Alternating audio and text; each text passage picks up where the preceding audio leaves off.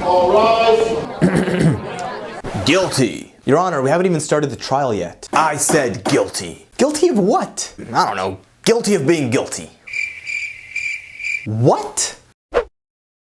Assalamu alaikum, what's going on everybody? Foodbenders, a small shop in Toronto that specializes in sandwiches, snacks, and freeing Palestine. That's right, this local shop has gone viral for supporting Palestine and standing up against Zionism. You know Zionism, right? The political ideology that hides behind Judaism but is mainly about colonizing Palestine, killing and ethnically cleansing Palestinians, and doing it all in the name of religion, birthrights, and self-defense. Wow. Israel, y'all sounding worse than ISIS. You know what, scratch that.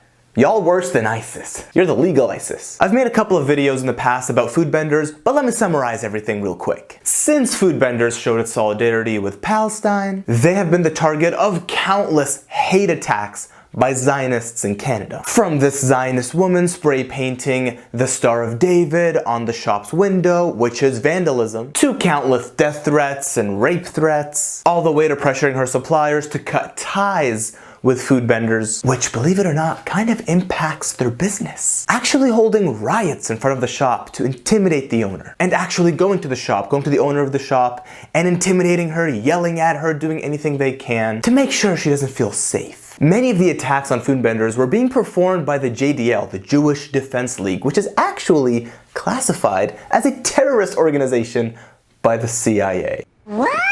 Yeah, let that sink in. And yet all of these crimes have gone unpunished, almost as if law enforcement doesn't care. And by the way, those same JDL members have also went to the Pro-Palestine rallies, and they've actually brought weapons and started fights. And when they were confronted about these attacks and the crimes that they were committing at these rallies, they just called people anti-Semitic. You can't question the crimes, otherwise you're an anti-Semite. Oh, is that how it works? Got it. But honestly, wow. All of these Zionists literally lost their minds because someone supported Palestine. Fragile much? So much for them wanting peace, eh? Well, actually, they kind of do want peace and quiet once they fully ethnically cleanse Palestinians from Palestine. Because when it's fully colonized and all the Palestinians are gone, they will have peace and quiet, right? Ah, Israel. Zionist logic is amazing.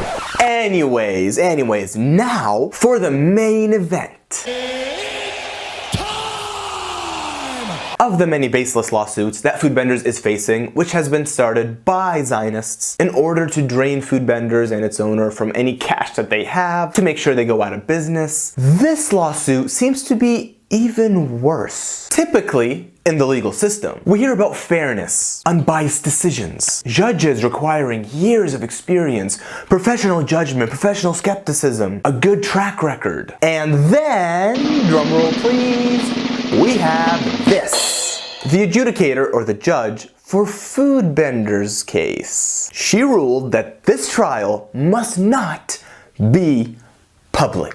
When you look further into this, the judge, Tamara Cronus, actually worked for the president of the Supreme Court of Israel. Supposedly the same Supreme Court of Israel that is currently issuing all these court orders to, what do you call it? Ethnically displaced and ethnically cleansed Palestinians. Yes, like in Sheikh Jarrah and Beta and Salwan, you know, all those places you've been hearing about. Even the CBC wrote an article shedding light on criticisms of the Ford government's decision to appoint Tamara Cronus as the associate chair of the tribunal, even though she has little to no tribunal experience. Nor does she have current, recent legal expertise. She spent most of her time in the jewelry business. In the distant past, she was a corporate lawyer, and yet nothing to do with human rights. I kind of understand why these groups are criticizing the Ford government's decision. People have also expressed that the Ford government is breaking tribunal requirements and making it less independent and less impartial, which, by the way, is the whole point of a legal justice system, to be independent and impartial. I took like one commercial law class in university, and I know this. You're telling me the entire Ford government doesn't know how the legal system or justice works? Or did a group of people make some nice donations to Ford's campaign, and therefore they get what they want? Who said that? I mean, how does this even make sense? But wait! There's more! So Ontario, let me get this straight. You're taking a shop owner to court for speaking up on Israel's crimes against Palestinians. So what you do is you appoint a judge who is in charge of this trial. And of all the judges you could have appointed, you appoint the one who has worked with the Supreme Court of Israel. This actually smells like a setup. Hold up. Wait a minute.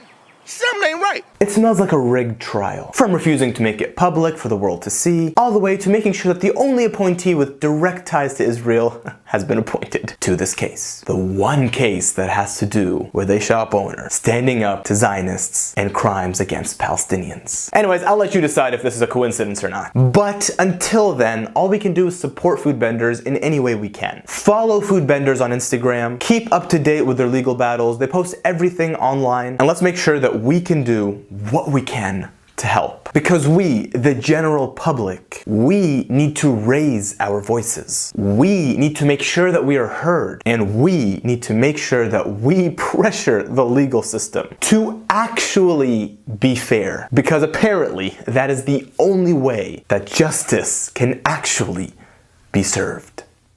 Thank you very much for watching. Please like and share this video. Support me by subscribing to my channel. And until next time, I'm that Muslim guy. Assalamu alaikum. Peace be with you.